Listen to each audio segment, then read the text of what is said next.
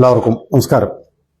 ഈ സാക്ഷര കേരളം എന്ന് നമ്മൾ അഭിമാനിക്കുന്ന നമ്മുടെ നാടിനെ സംസ്കാരശൂന്യമാക്കി മാറ്റിയ അത് ആരാണ്?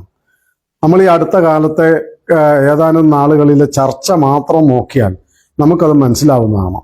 നമ്മളെപ്പോഴും സാക്ഷര കേരളം എന്ന് അഭിമാനിക്കുകയും നവോത്ഥാന കേരളം എന്ന് ആവേശം കൊള്ളുകയും ചെയ്യുന്ന ഈ കേരളത്തിൽ നമ്മുടെ മുഖ്യ ചർച്ചാ വിഷയം എന്തൊക്കെയാണ്?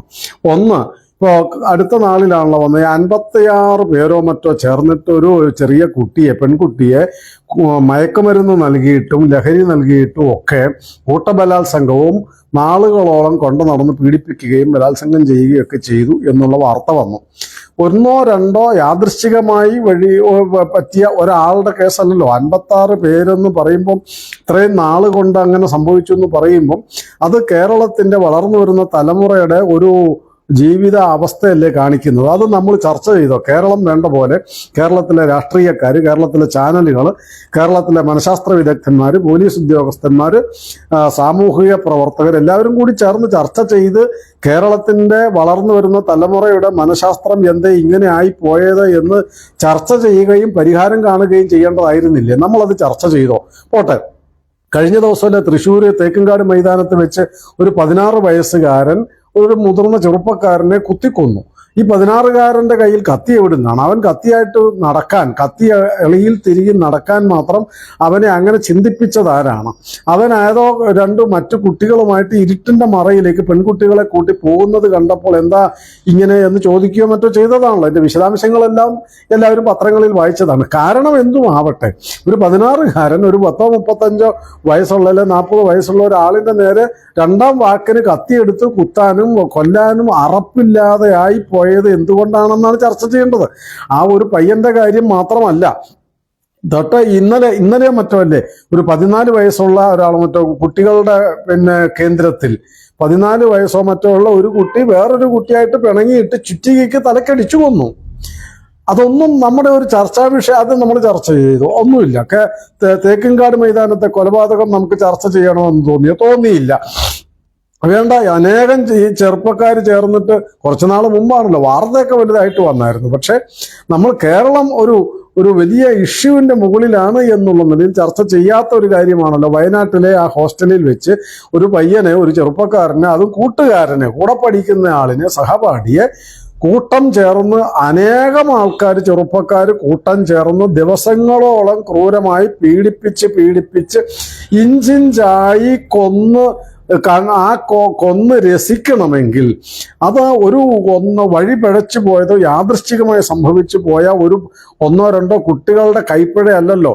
ഒരു പറ്റം കുട്ടികളല്ല, ചെറുപ്പക്കാർ മുഴുവൻ അങ്ങനെ ചെയ്യണമെങ്കിൽ, അത് അവർക്ക് മനസാക്ഷിക്കുത്തില്ലാതെ ചെയ്യാൻ കഴിയണമെങ്കിൽ അവർക്ക് കിട്ടിയ വിദ്യാഭ്യാസം എന്താണ്? അവർക്ക് കിട്ടിയ സാമൂഹിക ബോധം എന്താണ്? അവർക്ക് നൽകിയ സംസ്കാരം എന്താണ്? വിദ്യാഭ്യാസത്തിലൂടെ അവരെ എന്താണ് പഠിപ്പിച്ചത്? ഇതൊക്കെ നമ്മൾ ചർച്ച ചെയ്യേണ്ടതായിരുന്നില്ല. ചർച്ച ചെയ്തതാണോ? അതൊക്കെ ഇന്നലെയാണല്ലോ എറണാകുളത്തോ പറവൂരിലോ മറ്റാണെന്ന് തോന്നുന്നു, ഒരു ചെറുപ്പക്കാരൻ ഒരു വീട്ടിൽ 3 ആൾക്കാരെ അടിച്ചും വെട്ടിയും ഒക്കെ കൊന്നിരിക്കുന്നു. വളരെ ക്രൂരമായി, അത് ഒരു ബീഭത്സമായ തരത്തിൽ കൊന്നിരിക്കുന്നു എന്നാണ് വാർത്ത.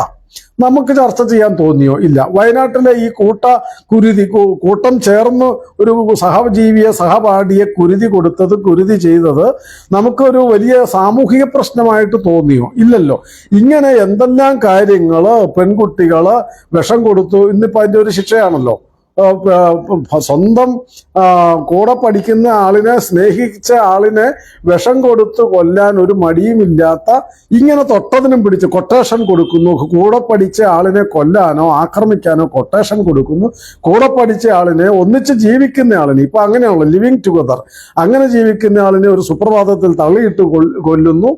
ഇങ്ങനെ ഒരറപ്പുമില്ലാതെ വെട്ടാനും കുത്താനും കൊല്ലാനും ഒക്കെ, അതുപോലെ തന്നെ ലഹരിക്ക് അടിമയായി സ്കൂൾ കുട്ടികൾ അടക്കം, അത് ആൺകുട്ടികളും പെൺകുട്ടികൾ അടക്കം ലഹരിക്കടിമയാവുകയും പെൺകുട്ടികൾ അടക്കം കുറ്റവാളികളാവുകയും ഈ തരം അരാജകവാദത്തിലേക്ക് പോകുന്നത് മുഴുവൻ കണ്ടിട്ടും കേരളത്തിന്റെ മനസാക്ഷി എന്തുകൊണ്ടാണ് ഇത് ചർച്ച ചെയ്യാത്തത്?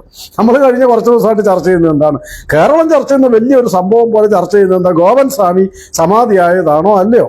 നമ്മുടെ മുഖ്യ ചർച്ചാ വിഷയമാണ്. കേരളത്തിലെ സാമൂഹിക പ്രശ്നമാണ്, മുഴുവൻ സമൂഹവും നേരിടുന്ന ഏറ്റവും വലിയ വെല്ലുവിളിയാണ്. ഗോവിന്ദസ്വാമി ചർച്ച സമാധിയായോ അല്ലയോ, അമ്പലത്തിൽ കയറേണ്ടത് ഉടുപ്പിട്ടാണോ ഉടുപ്പിടാതെയാണോ, നമ്മുടെ മുഖ്യ ചർച്ചാ വിഷയമാണ്.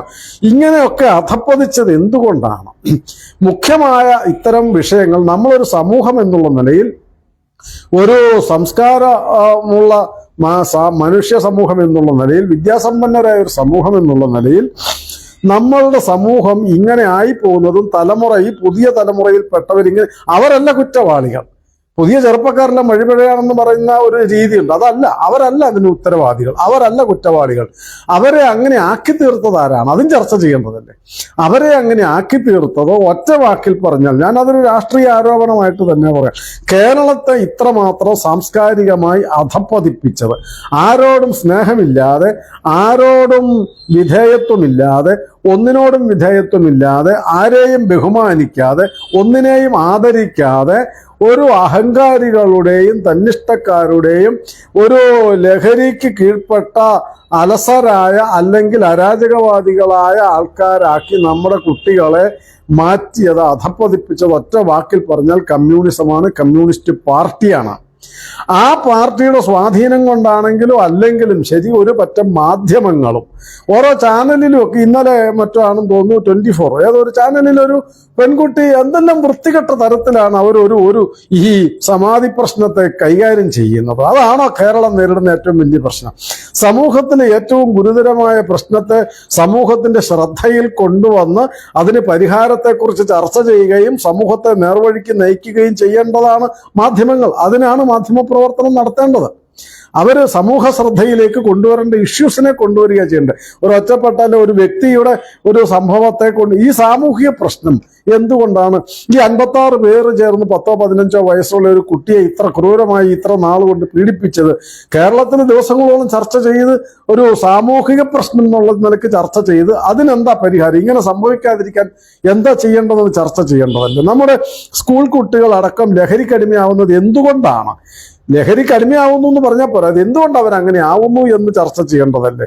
ഈ 10, 15, 16, 17 വയസ്സുള്ള കുട്ടികൾ ക്രൂരമായ കുറ്റകൃത്യങ്ങൾ ചെയ്യാൻ അറപ്പില്ലാത്തവരായി മാറിയത് എങ്ങനെയാണ്? അവരെ അങ്ങനെ മാറ്റി തീർത്ത സാഹചര്യം എന്താണ്?